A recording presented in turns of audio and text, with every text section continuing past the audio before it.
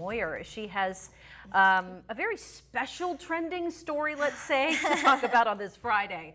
Yes, so we kind of talked about it last year, but it's resurfacing again. That popular social media eating trend, the One Chip Challenge, is coming under fire for its potentially dangerous health impacts after a 14-year-old in Massachusetts died after eating the chip.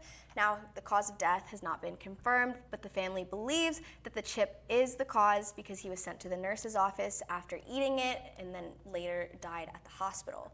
So Paqui is taking those chips off of the shelves. So the goal of the challenge is you take this very, very spicy chip that you has buy it at entertainment stores, convenience stores, Walmart, they're everywhere. Yes, so show the box. All right, so this is the box with the chip inside. It can make you quite ill because of this thing called capsaicin, which is in peppers. So I ate it and I did get quite ill. And I had only been working here for a few months, so I was a tad embarrassed, but you know, now here it is, great content.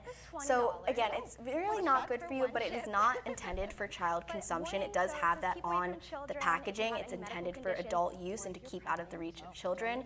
So that's why Paqui at first was kind of like, I don't know, but they said it wasn't very respectful to speculate about a death, so that is why they're kind of taking measures to take them off of the shelves. Well, and again, that was you last year on the First at 4, right as you were talking about it, and right before you tried just a tiny piece of the chip. You didn't even try a whole chip.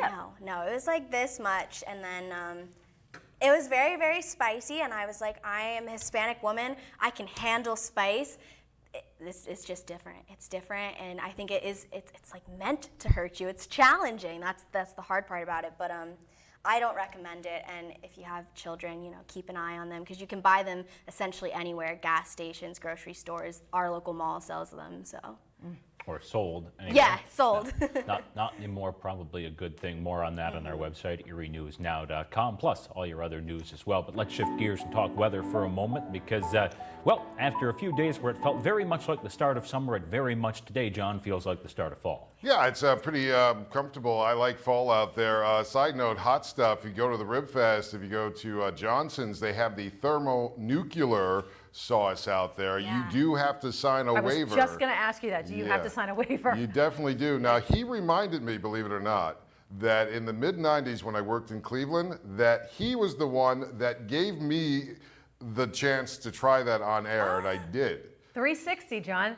Yeah, I know. You know how it all comes around. And that was the worst thing I've ever done in my entire life. I had hiccups, I had cried, and it's so bad. It's not fun, but you ask him, he'll make it for you, but you have to sign a waiver.